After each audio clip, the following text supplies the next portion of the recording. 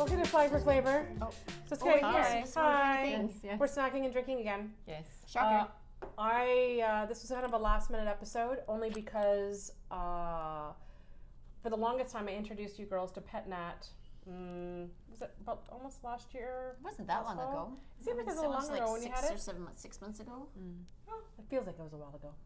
Anyways, we only had the one from Benjamin Bridge, one of course our favorite sparkling producers. And one of the reasons I liked it and I love sharing it with people is because it has this really creamy texture to it. Yes. It's a little less alcohol, a little less bubbles, but a whole lot of flavor. And it actually has a bit of almost like a Bellini. Yeah, I said it's like a peachy flavor to it. Yeah, anyways, it's so good. So I'm going to put a link on the show notes before we get started on this so that you can actually order in the Benjamin Bridge. But unfortunately, they only make so much of it one time a year and release it. So you kind of have to, the best thing to do, I've always been told, is you sign up for their newsletter at Benjamin Bridge.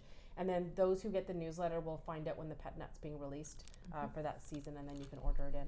So it's not very expensive. And anyways, I'll tell you about it in a second. So, okay, Stacy, or girls, which one do you want to open? I have two, not Benjamin Bridge, but two here from, this is the Pét Nat from Taz. It's 2017. And then I think it's one of the last ones. And then this one is from a new producer to me. They've been around, well, it's a subsidiary of, I can't remember which winery is going to come to me.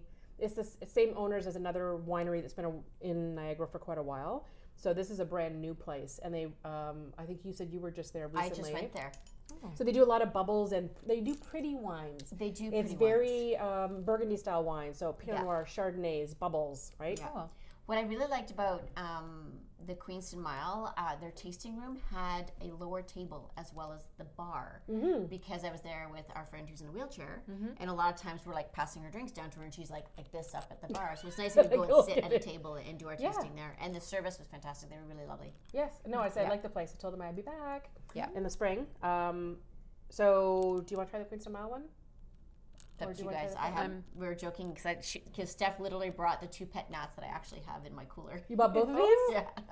Yeah. Okay, well then let's open this one now, and then we'll save this one. We'll have that one with the other one some other time. Okay. Because I think this one's meant to be consumed. So this is an unfiltered. Okay. Cynthia tried to get me a bottle opener. Would you like me to go and find the other one? Maybe. Oh, no, we're This good. is Steph trying to open a bottle. She's our wine expert on the panel. Oh, here we go. Remember, what did I say on the way here? Okay, it's only a Sudbury thing.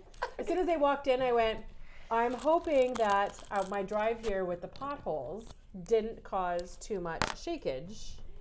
And they did. And they did. It's like sody pop. I'm going to get some towels. Yeah, don't use up all her pretty Napkins. That's true.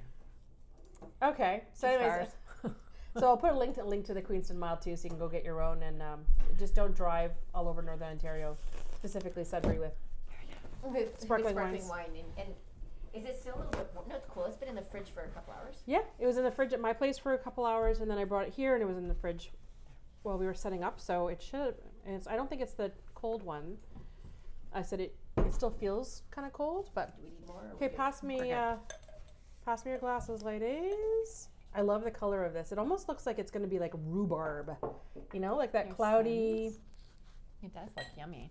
Mm-hmm. I don't know if I have to be honest. I don't think I've ever tried this kind before ever. Did you have the other Pét Nat? I don't think I was around for that one. The Benjamin Bridge one? Oh, so I don't good. think so. Yep. So I'll describe it. So excited when you guys were telling me, Yes, I haven't done this doing before. Pét Nat. Well, I bought these when I was down there last time, and as soon as I found two of them, I went, now it's worth doing a show on, because we have more than one. Okay, so nice, eh? So this this is an unfiltered Pét Nat made with Pinot Noir. So yeah, it's soft and creamy and still fruity. Nice, eh? This is like summer. This is something that I would drink in the summer. Why haven't I ever known this before? Every female, this is a lady's drink. It sounds awful. I mean, Norm likes it too. But I find that with Pét Nats, like usually the ladies who like sparkling cocktails, like the Pinot Grigio, things that aren't too heavy. This is like right up, like super cold. Yeah, you could chug that back. This is almost breakfast wine. That's what I had. I for need Easter to go brunch. for a little road trip, like now. Exactly. Or I'll put the links on there so you can actually order this to come directly to your house. Can they? You I'm can. in there. Okay. So Pét Nat is a shortened version of the French term Pét Nat naturel. So basically natural sparkling, right? So naturally bubbly. So Pét Nat is just what they call it for short, which is what all of the wine producers, everyone calls it. So it's becoming a little bit more popular again. It is an old school French way of making sparkling wines.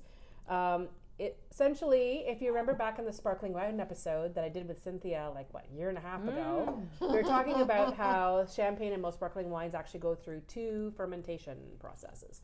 First one's done in the bottle, and they put a cap on the top. It looks like this beer cap, and then it sits for a while on an angle upside down, and then it spins, or they put it in a riddling rack until all the sediment and stuff goes, and then they'll disgorge it, meaning they freeze. Usually it's some kind of because all your sediment ends up in the neck of the bottle. And the neck of the bottle, and then they basically put it in a solution that freezes it quickly, and then when they pop this cap off, that little ice cube full of stuff flies out, and that's how they first filter the wine. I just want that job. I just want to pop them. You just want to pop them? And watch the ice fly. Yeah, so once they disgorge it, then usually what they do is, because some of it has escaped or is in that little ice cube, they will add more wine. And then sometimes that's where they'll adjust the sugar content on the wine. And then they'll put the cork in and the cage, and then that's how the sparkling. So sparkling wine made that way, champagne's made that way, that's how it's done. So this Pét Nat is only done to that first stage. So you can either have it filtered or unfiltered, but essentially it's put into the bottle, they put the cap on, and they let the yeast, the natural sugars and everything of the grape and everything happen all by itself. So one of the great ways that it was described to me when I was there with Sean Benoit at Benjamin Bridge was saying that it's an experiment. So even the winemakers, when they're starting to do this, especially if it's with maybe a particular vintage that has a different climate or had different, a hotter summer, or it's a newer winery or something. Not only are they experimenting making wines to see how it goes, they're taking some of that wine and making sparkling out of it and waiting to see what it's going to turn like when it starts to ferment, right? Wow. Yeah, so it's this kind of cool concept. So it's a bit of an experiment, and then once they get the magic right, they just keep making it. So you may have some natural changes from one year to another, depending on the grapes and the terroir. But I find you get that with a lot of vintage wines anyways, from one year to the next. Slightly different taste depending on what the climate was or the blend of the grapes that they had. Yeah, so they'll try to kind of duplicate. I mean, once you have a winning recipe and it sells really well and it's good, you kind of want to do it again and again. So you still may have some variations depending on the year, but for the most part, because there was no added extra wine in that second part where they add extra sugar, which increases the alcohol content, is lower alcohol percentages than standard wine. So I think this one is this one's still 13%. Yeah, that one's still healthy. That one's still healthy. So much for you're making a liar out of me, because it usually is a little. This is my new favorite. If anyone wants to buy me a special gift.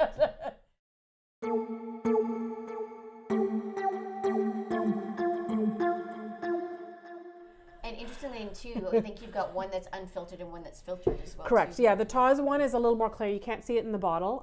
It's still a little foggy, but not near what it is at the Queenston Mile. Benjamin Bridge is also quite foggy like this too. It's almost like an orangey foggy. Like it really does look like a blini. So when you talk about the mouthfeel, so it's still fizzy, but it's not this heavy sparkling, like a soda pop kind of like heavy carbonation, it's like itty bitty baby bubbles. Yeah. Baby bubbles. Kind of reminds me of Vino Verde, which is a lightly sparkling white wine, extra dry from Portugal.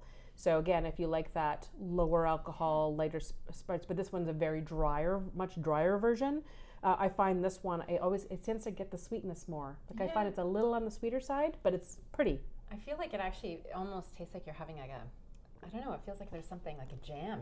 Yeah. Almost in your mouth, like there's that smoothness afterwards. It almost like the bubbles change into a content. That sounds weird. But Okay, I really appreciate that you're liking that so much. Cynthia, do you have any WTAFs or anything else that you want to share before we close off today and finish our Pét Nat? How do we feel about peanut butter whiskey, ladies? Not. Ew. Okay, I like whiskey. I'm not a peanut butter fan. And I'm not a peanut butter fan. I don't have allergies. I just don't like it. I could do a Reese's peanut butter cup. Yeah, me too. And I can do peanut butter cookies. Me too, but But just eating peanut butter? I was never a girl eating peanut butter I love sandwiches. peanut butter. I love peanut butter. And I love Reese's peanut butter cups. And I love everything peanut butter to a certain extent. Who is it? Screwball Makes sense. has made, right? And it's funny, the aptly and appropriately named Screwball peanut butter whiskey is being produced out of, again, the U.S. And so the reviews are actually pretty good. One says it tastes like caramel popcorn melted down into a drink. Huh. And I'm like, I would try it. that would be that enough would make me go, oh, maybe I want to try this. I would Maybe take a it's maybe it's because it's the salt content, like peanut butter flavored. Maybe it's salty. Maybe. Because I bet you, are they actually putting peanut butter in it? No. Yeah. No. Hold on. Really? Hold Look at that. on. Hold on. No. Maybe it's together, paired. Is made, so the polarizing peanutty beverage is made in a lab to perfect the almost impossible peanut butter flavor, which is made from real natural peanuts. Okay, so that makes sense. So they're doing the peanuts during the distillation process, and they're probably increasing the salt, so to replicate that salty peanut thing. And then with the natural sugars in the whiskey, I can see that. Yeah, Still don't know if I drink it. They say it's buttery It's and right sweet. up there with pumpkin whiskey. I tried the pumpkin whiskey. I did not like it, and I love pumpkin, as you know. I love Oh, pumpkin I know you everything. know. I know we know. But yeah, so they all say that it's kind of full in the mouth. It almost has like a thickness kind of taste, even though it's not thick, and it's very sweet. So I'm intrigued. I think that if I can get my hands on a bottle of peanut butter whiskey, sweet. Well, the whiskey can be sweet. Like when you think about, Yeah. But peanut butter is not really that sweet. I mean, yes, there's sugar in it, but I don't know. If you're not doing it just peanut butter, like if you buy like a Jif or a. I'm just hoping that the aroma is not so overwhelming that all I'm smelling is peanut butter. That would bother me. And I most of wouldn't them be were able to saying drink more it. like butter beer, so almost like more like butterscotch or caramel as opposed to. Then you shouldn't call it peanut butter. Yeah. But it's made with peanuts. You still shouldn't call it peanut butter. What do you think? Well, Just peanut the name. butter, caramel, like peanuts and caramel is almost like a Hershey bar or something. That's a Canadian thing, right? So, right, maybe it's one of the candy bar things would be a closer than peanut butter. Interesting.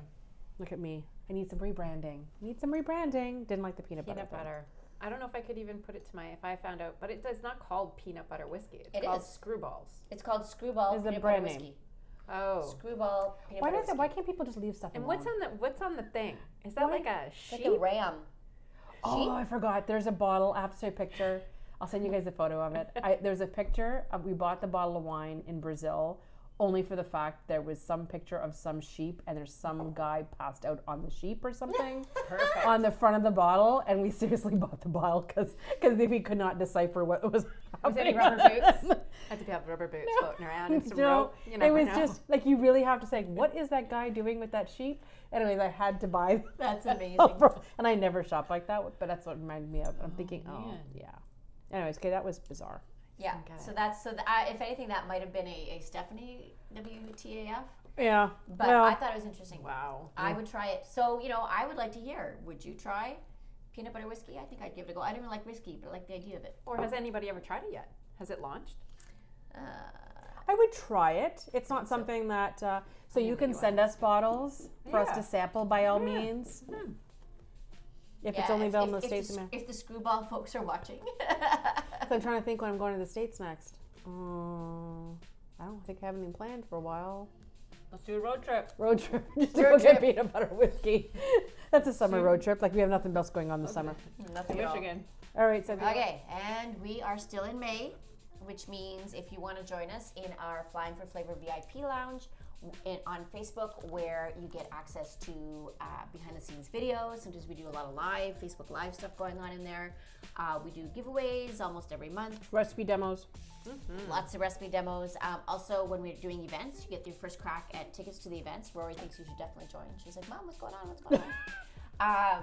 So in order to join, look us up as FFF VIP Lounge, and you're going to be asked for a code, and the code for this month is flowers. She was using her phone sex voice.